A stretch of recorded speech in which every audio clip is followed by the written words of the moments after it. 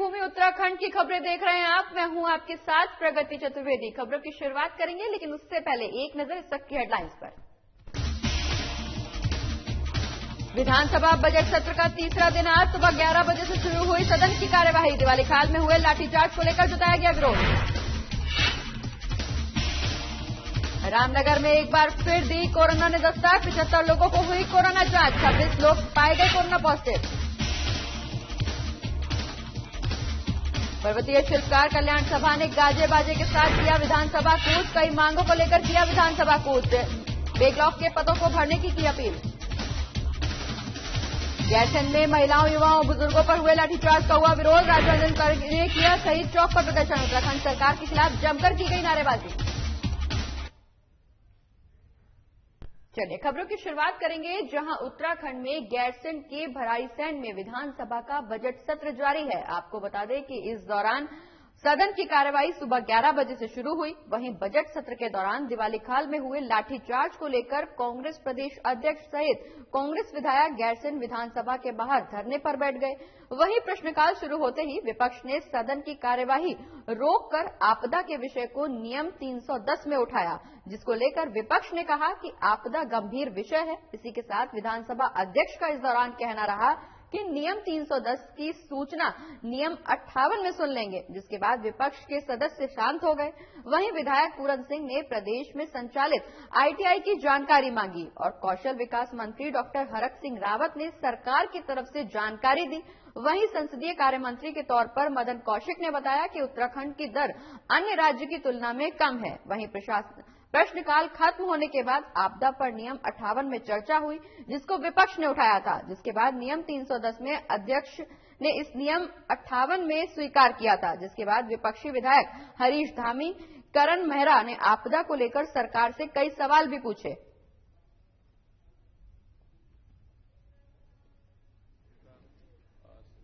Monitoring system हम लगा रहे हैं, सभी नगर निगमों में मॉनिटरिंग सिस्टम हम लगा रहे हैं और 100 जगह पर जल प्रदूषण को नापने के लिए लगभग 100 जगह, इसको प्रमुख नदियां, प्रमुख झील है, इसमें नैनीताल झील भी है, गंगा, यमुना है, सभी पर हम इस तरह का सिस्टम हम लगा रहे हैं।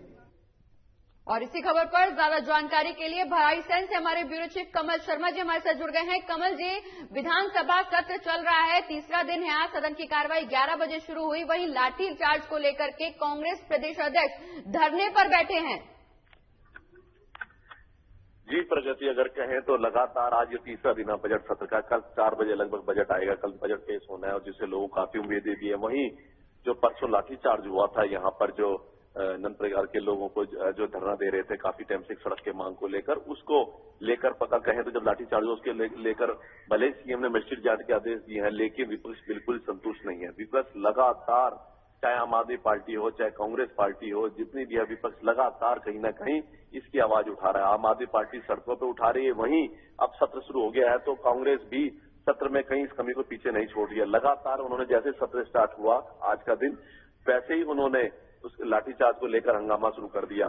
उसके बाद काफी समझा बुझा के फिर वो आपदा के मामले आए, फिर उसको काफी उठाया, बताया गया कि फिर विधानसभा अध्यक्ष ने काफी सुझाया कि सारे नियम जितने भी हैं सब 310 नहीं थी 58 में सुन लेंगे। इसका थोड़ा बहुत मामला शांत हुआ और उसके बाद लगातार यहाँ पर प्रश्नकाल चल रहा है। प्रश्न के बाद नियम 58 की गर्भ पर लाठीचार्ज और इसके लेकर कार्रवाई जारी है। कमल जी, इस दौरान विधानसभा सत्र में आपदा को लेकर के भी विपक्ष के द्वारा कई सवाल पूछे गए, जिसको लेकर के सत्ता पक्ष ने हालांकि जवाब दिए। क्या जवाब से संतुष्टि हुई है विपक्ष को?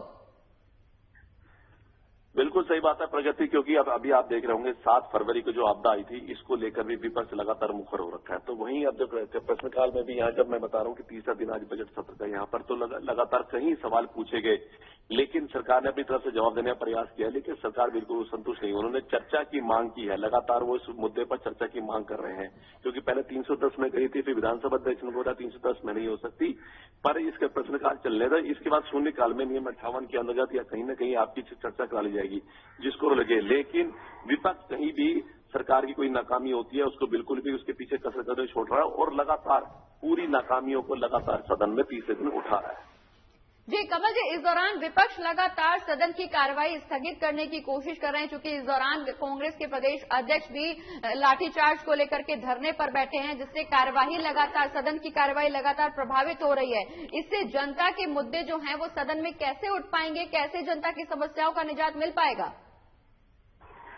जी प्रगति, अब कहें तो ये लास्ट सत्र है, क्योंकि इसके बाद अगर हम कहें तो एक सप्लीमेंट्री बजट के लिए मानसून सत्र जरूर 2-3 दिन का होगा, क्योंकि उसके बाद ये लगभग भाजपा अब सारी पार्टियां एक तरह से चुनाव के मूड में चली गई हैं, क्योंकि दिसंबर तक आचार संहिता लगनी और अगले वर्ष यहाँ चुनाव होने हैं। तो कहीं ना कहीं जो पहले ये बात है कि जनता के मुद्दे नहीं उठ रहे हैं, यहाँ बीच में उठाए भी जाते हैं, लेकिन सबसे बड़ी बात है जो विपक्ष है वो सरकार की नाकामियां जहां भी मिलती है। मैंने कहा 1 तारीख को जो 2 तारीख को लाठीचार्ज हुआ, उसको लेकर जो पूरे प्रदेश में एक तरह से विपक्ष कहीं मुद्दे उठा रहा है, तो वहीं सत्र में भी लगातार इसको उठा रहा है, क्योंकि कोई भी मौका सरकार की नाकामियों का चूकना ही नहीं चाहता। इसलिए लगातार कहीं न कहीं जैसे आपदा के प्रश्न हो, चाहे इसके बना या महंगाई का प्रश्न हो, लगातार इस मुद्दे को उठाकर जोर शोर से उठाने का प्रयास कर रहा है। जी कमल जी, लेकिन इस दौरान बात यहाँ सरकार की, सत्ता पक्ष की नाकामी या सफलता की नहीं है, बात यहाँ है जनता के मुद्दों की। क्योंकि जैसा कि आपने बताया कि आखिरी सत्र है, इसमें बहुत कम समय बचा है जनता के मुद्दों को उठाने का सदन में और जनता की समस्याओं का निदान करने का। क्योंकि आने वाले समय में चुनाव होना है, सत्ता पक्ष और विपक्ष दोनों ही चुनाव की तैयारियों में लगा है। ऐसे जनता के जो मुद्दे हैं वो तो कहीं न कहीं सदन की कार्रवाई में बीच में आरोप और प्रत्यारोप के सिलसिले में दबकर रह जा रहे हैं। बिल्कुल सही बात है प्रगति, अगर हम ये बात करें प्रगति तो ये नहीं है। अगर हम लगातार बात करें, कहीं पिछले भी कहीं जो सत्र हुए तो अंतिम सत्र और भी लगातार सत्र हुए, तो कहीं न कहीं ये चीजें जो जनता के कहीं मुद्दे होते हैं तो कहीं न कहीं जरूर दब जाते हैं, क्योंकि कहीं न कहीं ऐसे मामले उठ जाते हैं जिसको लेकर ये सारे कहीं गतिरोध आरंभ हो जाता है सत्र में, और कहीं न कहीं ऐसी चीजें होती हैं जिसको लेकर जनता के मुद्दे उठते हैं। लेकिन लगातार विपक्ष भी यही कहता है कि ऐसा नहीं है, जनता के मुद्दे उठा रहे हैं, सरकार भी कहते हैं ऐसे कर रहे हैं। तो कहीं ना कहीं ये जरूर बात है कि लोग दोनों मुद्दे उठाने चाहते हैं, पर विपक्ष, मैं कहता हूं यहाँ पर लगभग हम कहें तो 11 विधायक सिर्फ कांग्रेस के हैं यहाँ पर। इसको लेकर भी विपक्ष लगातार गले लगा है, पर हल उसकी सबसे बड़ी यही बात रहती है कि जो सरकार की नाकामी है, अभी जो लाठीचार्ज हुआ या आपदा हुआ है, इस मुद्दे को जोर शोर से उठाना पड़ता है, उठाना पड़ रहा है, चाहे वो अन्य मुद्दे छूट रहे हैं। पर विपक्ष जो है लगातार जो नए मुद्दे आए हैं, जैसे लाठीचार्ज का मुद्दा है, आपदा मुद्दा है, इसको उठा रहा है। पर आपने सही कहा कि कई मुद्दे ऐसे होते हैं, जनहित के मुद्दे आते हैं, वो सारे दबके रह जाते हैं इन मुद्दों के अंदर। बिल्कुल सही बात है, पर इसके लिए विपक्ष और सरकार को दोनों सोचना होगा कि जब इतना सत्र चल रहा है, इतना इसमें खर्चा भी होता है, कहीं न कहीं जनता के मुद्दों को भी यहाँ पर जरूर चर्चा होनी चाहिए। चलिए, बहुत बहुत शुक्रिया कमल जी, ये तमाम जानकारी हमारे दर्शकों तक पहुंचाने के लिए। हम आगे भी आपसे अपडेट्स लेते रहेंगे, लेकिन फिलहाल के लिए शुक्रिया। बढ़ते हैं आगे। रामनगर में कोरोना के 75 लोगों की रैपिड टेस्ट जांच हुई, जिसमें 26 लोगों की रिपोर्ट कोरोना पॉजिटिव आई है। इसी को लेकर नोडल अधिकारी प्रशांत कौशिक ने बताया कि आज 75 से ज्यादा लोगों की रैपिड टेस्टिंग जांच की गई, जिसमें 26 लोग पॉजिटिव पाए गए हैं, जिसमें से 25 युवक हैं जो आर्मी भर्ती के लिए जा रहे थे। वहीं एक महिला भी इन कोरोना पॉजिटिव में शामिल है।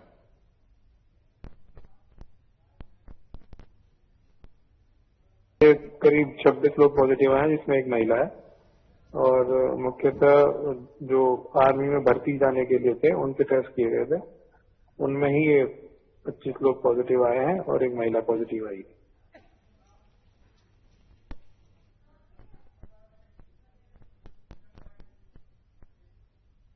और अगली खबर गैरसैंण से है, जहां पर्वतीय शिल्पकार कल्याण सभा ने बैकलॉग के पदों को भरने के लिए विधानसभा कूच किया, जिसमें पदोन्नति में आरक्षण बहाल, देवस्थानम बोर्ड में आरक्षित वर्ग के लोगों को शामिल करने के लिए सहित कई मांगे की गई। आपको बता दें कि विधानसभा कूच गाजे बाजे के साथ किया गया, जिसमें पुलिस ने जंगल चट्टी बैरियर पर आंदोलनकारियों को रोक दिया और एक ज्ञापन गैरसैंण भेजा गया।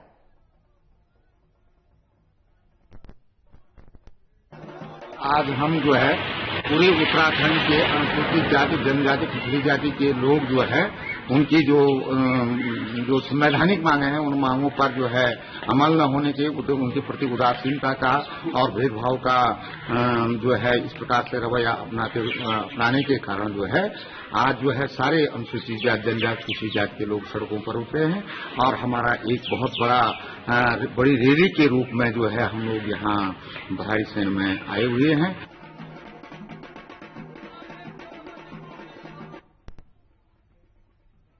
बढ़ते आगे, जहां पूरे प्रदेश में गैरसैंण में हुए लाठीचार्ज के विरोध में लोगों के बीच गुस्सा देखने को मिल रहा है, जिसको लेकर लोग जगह जगह धरना प्रदर्शन कर रहे हैं। वहीं गैरसैंण में महिलाओं, युवाओं और बुजुर्गों पर हुए लाठीचार्ज के विरोध में उत्तराखंड राज्य आंदोलनकारियों ने शहीद भगत सिंह चौक पर प्रदर्शन किया और उत्तराखंड सरकार के खिलाफ नारेबाजी भी की। इसी को लेकर राज्य आंदोलनकारियों ने कहा कि प्रदेश में राज्य की जनता ही सुरक्षित नहीं है। ये काला दिवस नहीं है, इतिहास का सबसे काला दिवस है। भराड़ीसैंण जो ग्रीष्मकालीन राजधानी उन्होंने घोषित किए गैरसैंण के नाम पर, हम सबसे पहले उत्तराखंड आंदोलनकारी उसका विरोध करते हैं। शर्मनाक स्थिति यह है कि उस इलाके की ग्रामीण महिलाएं एक जुलूस के साथ शांतिपूर्ण तरीके से भराड़ीसैंण के अंदर जो सत्र चल रहा था वो मुख्यमंत्री को ज्ञापन देने आए थे।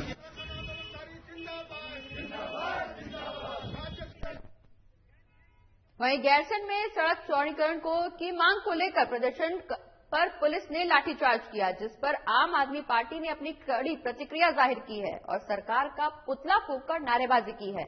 इसी को लेकर आम आदमी पार्टी मसूरी विधानसभा प्रवक्ता नवीन प्रशाली ने कहा कि सरकार ने निर्दोष ग्रामीणों पर लाठीचार्ज करवाया है और जब तक दोषियों के खिलाफ कार्रवाई नहीं होती तब तक ये धरना प्रदर्शन जारी रहेगा।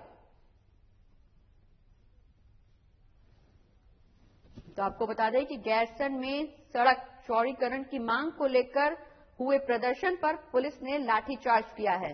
बता दें कि सड़क के चौड़ीकरण की मांग को लेकर के प्रदर्शन किया जा रहा था, जिसको लेकर के प्रदर्शनकारियों पर लाठीचार्ज किया गया। वहीं इस लाठीचार्ज की कड़ी निंदा की है आम आदमी पार्टी ने।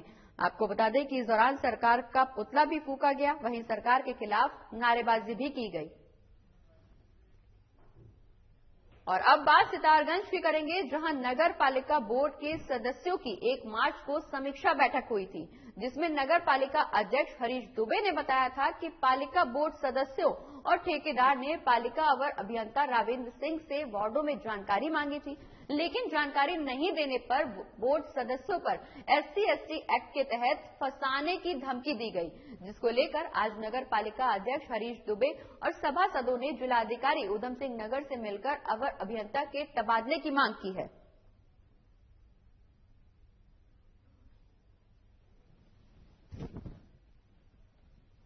लगाइए कि जब से हम लोग जीत के आए हैं, लगभग 2.5 वर्ष होने को आ गया है, जो हमारे अवर अभियंता राविंद्र सिंह है वो बिल्कुल काम नहीं करते, किसी प्रकार का उन्होंने काम नहीं। 100 से ऊपर ऐसे हमारे जो है कि ये मान लीजिए कि निर्माण कार्य से संबंधित प्रस्ताव है जो धरातल पे आज तक उतर नहीं पाए। वो जितने भी एमबीआ नहीं बनाते, धरातल पे काम बिल्कुल नहीं करते। जो ठेकेदार जो है कि काम नहीं करते उनको किसी प्रकार की कार्रवाई नहीं करते। कई बार कहने के बावजूद भी हम लोग परेशान हो गए थे और इससे पहले भी हमने करीब 9 पत्र ऐसे लिख दिए थे। तो आज हमको लगा कि जिलाधिकारी महोदय के संज्ञान में मामला डालना चाहिए।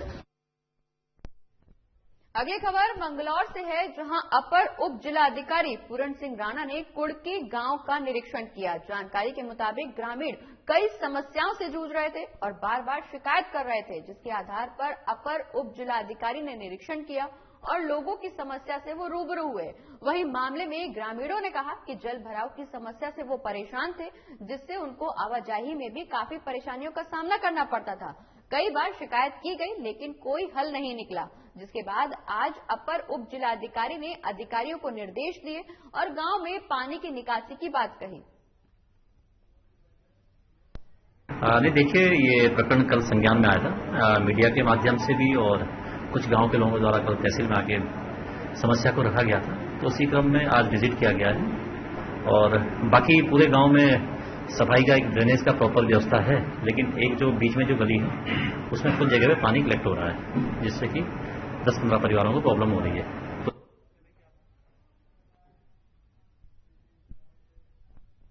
बढ़ते आगे, जहां लाल कुआं में स्टोन इंडस्ट्री क्रेशर के मुख्य गेट पर दर्जनों ट्रक चालकों और परिचालकों ने मोर्चा खोल दिया है। बता दें कि ये मोर्चा क्रेशर प्रबंधन के खिलाफ खोला गया और स्टोन क्रेशर प्रबंधकों के खिलाफ जमकर नारेबाजी भी की गई, जिसके बाद स्टोन क्रेशर के मालिक को एक ज्ञापन भी सौंपा गया है। माल का माने को वजन का माने पर हम लोग अंदर गए थे। मैं अंदर गया हुआ था तो मालिक मुझसे बोला कि ड्राइवरों की क्या बात है वगैरह वगैरह में हर चीज में हमको दबाया जाता है। हमारे ना एएसआई करता ना पीएफ करता, कई वर्षों से नौकरी करने वाले आदमी को कुछ नहीं कर रहा है ड्राइवरों का। सिर्फ ड्राइवरों के साथ ये व्यवहार हो रहा है और किसी के साथ नहीं होता व्यवहार। पुलिस प्रशासन प्रशासन और नगर पंचायत की टीम ने शहर के मुख्य बाजार में अतिक्रमण के खिलाफ अभियान चलाया, जहां फिर से अतिक्रमण करने पर सामान जब्त करने की चेतावनी भी दी गई। आपको बता दें कि नगर में लगातार हो रही दुर्घटनाओं और ट्रैफिक प्लान लागू करने के लिए अतिक्रमण हटाने की कार्रवाई की जा रही है, जिसके चलते प्रशासन सजग हो गया है। इसी को लेकर प्रशासन ने अतिक्रमण हटाओ अभियान चलाकर मेन बाजार, गौला रोड और ट्रांसपोर्ट नगर में अतिक्रमण हटाया।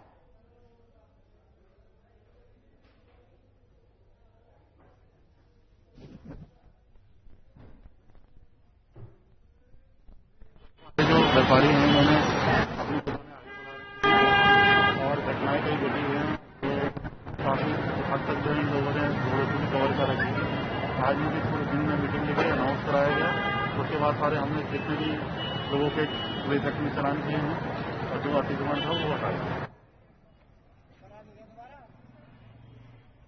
तो लालकुआं में लगातार अतिक्रमण के खिलाफ अभियान चलाया जा रहा है। आपको बता दें कि इसको लेकर के मुख्य बाजार में अतिक्रमण के खिलाफ अभियान चलाया गया, जहां फिर से अतिक्रमण करने पर सामान जब्त करने की पुलिस प्रशासन ने चेतावनी भी दी। हालांकि इस दौरान दुकानदार काफी परेशान नजर आ रहे हैं, लेकिन पुलिस और नगर पंचायत की टीम ने लगातार मुख्य बाजार में अतिक्रमण हटाओ अभियान जारी किया है।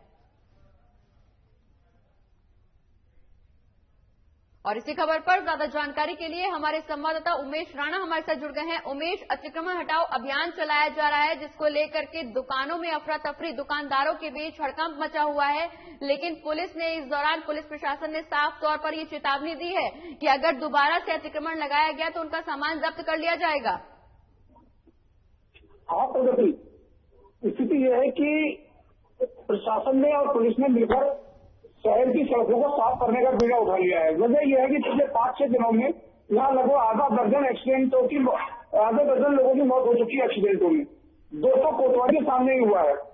तो इसलिए चूंकि व्यापारी लोग, दुकानदार लोग अपना सामान रोड पर रख देते हैं, तो पुलिस ने ये कार्रवाई शुरू की है, ये अभियान चलाया है कि लोगों का सामान रोड पर ना हो, ताकि पैदल चलने वालों, बाइक पर चलने वालों, अन्य लोगों को परेशानी ना हो।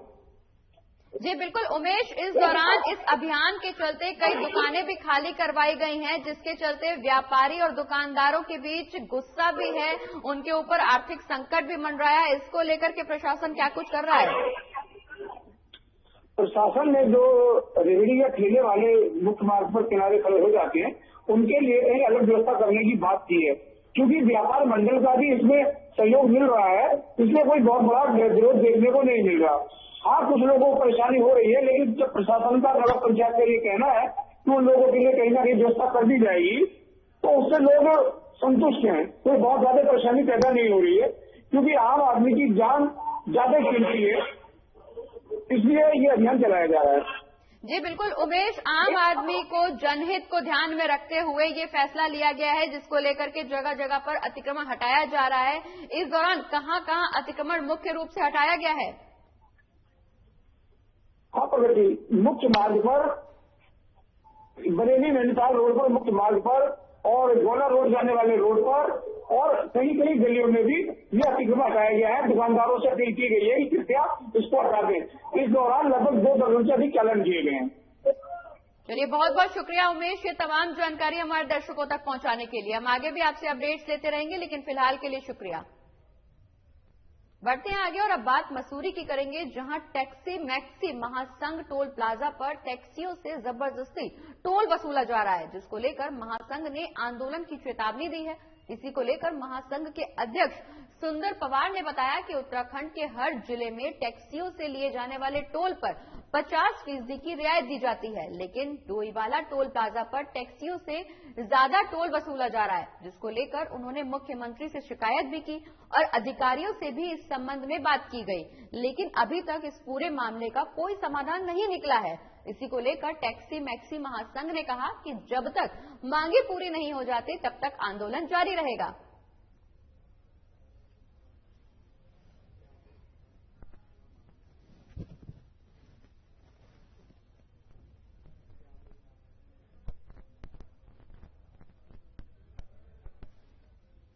तो आपको बता दें कि लगातार ज्यादा टोल वसूलने को लेकर के आंदोलन की चेतावनी दी गई है। टैक्सी मैक्सी महासंघ टोल प्लाजा पर टैक्सियों से जबरदस्ती टोल वसूला जा रहा है, जिसको लेकर महासंघ ने आंदोलन की चेतावनी दी है। आपको बता दें कि इस दौरान महासंघ के अध्यक्ष सुंदर पवार का कहना है कि उत्तराखंड के हर जिले में टैक्सियों से लिए जाने वाले टोल पर 50% की रियायत दी जाती है, लेकिन डोईवाला टोल प्लाजा पर टैक्सियों से ज्यादा टोल वसूला जा रहा है।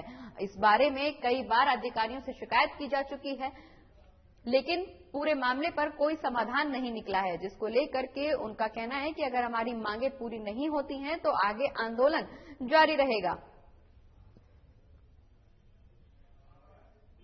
18 तारीख से लक्ष्य वाला में लगा, उस दिन से इसके विरोध में हूं और मैं सीएम साहब से बार बार रिक्वेस्ट कर रहा हूं कि ये टोल प्लाजा में जो इन्होंने जो अनियमितताएं ये ना हो। ये टोल प्लाजा का जो ठेकेदार है, रिद्धि सिद्धि कंपनी है, ये हमसे 85 रुपीज चार्ज कर रहा था, जो कि नियम के विरुद्ध है। मैं जब वहां से शासनादेश लाया पीडी के यहाँ से, तो उसमें हमारे लोग कमर्शियल गाड़ियों के लिए जिस जिले में टोल लगता है उसमें 40 रुपीज का 50% डिस्काउंट है। बढ़ते आगे, जहां मसूरी में एक 7 साल की बच्चे के साथ दुष्कर्म का मामला सामने आया है, जिसको इलाज के लिए अस्पताल में भर्ती करवाया गया है। जानकारी के मुताबिक आरोपी बच्ची के परिजन द्वारा कराए जा रहे निर्माण में मजदूरी करता था और बच्ची को अकेला पाकर उसने बच्ची के साथ इस घटना को अंजाम दिया। वहीं सूचना मिलते ही पुलिस ने कार्रवाई शुरू की और संदिग्ध युवक को हिरासत में ले लिया गया है।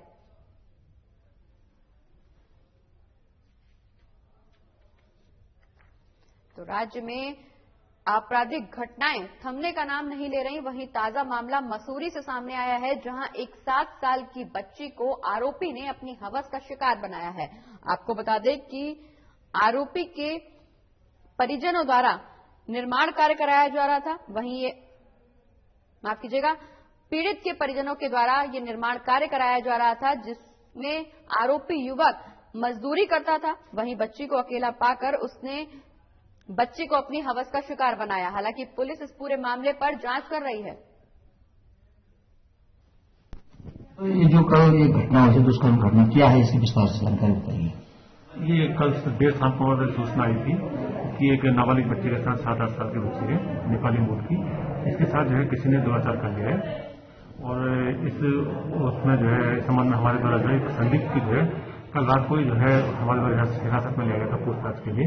और फिर सुबह जो है सुबह के टाइम में जो इसकी तहरीर आ गई थी, उस पर जो है थाने में जो है 6/21 और धारा 376 5/6 पॉक्सो अधिनियम के अंतर्गत जो है इसमें अभियोग पंजीकृत कर दिया गया है। इसमें जो है जांच की जा रही है। और अगली खबर रामनगर से है, जहां नाबालिग छात्रा के साथ बाइक सवार युवकों ने छेड़छाड़ की, जिसका विरोध करने पर छात्रा के साथ मारपीट कर उसे घायल कर दिया गया।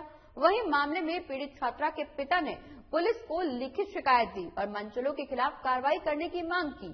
आपको बता दें कि शोर मचाने पर आसपास के कुछ ग्रामीण वहां पहुंचे और उन्होंने छात्रा को युवक के चंगुल से बचाया और युवक को ग्रामीणों ने पुलिस के हवाले कर दिया, जिसके बाद पुलिस ने कई धाराओं के तहत मामला दर्ज कर कार्रवाई शुरू की है।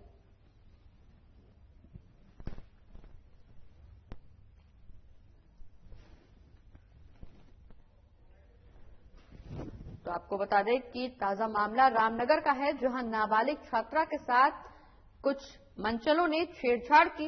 हालांकि शोर मचाने पर ग्रामीण वहां पहुंचे, छात्रा को युवक के चंगुल से।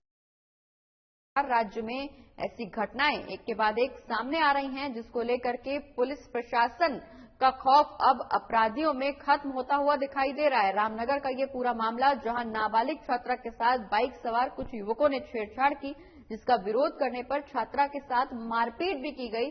आपको बता दें कि इस मारपीट के दौरान छात्रा घायल भी हो गई है।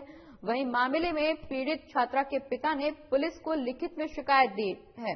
आपको बता दें कि इस दौरान पीड़ित और उसके पिता की मांग है कि पुलिस इस पूरे मामले पर कार्रवाई करे, साथ ही मंचलों की गिरफ्तारी हो। बता दें कि शोर मचाने पर आसपास के कुछ लोग वहां पहुंचे, जिन्होंने छात्रा को युवकों के चंगुल से छुड़ाया।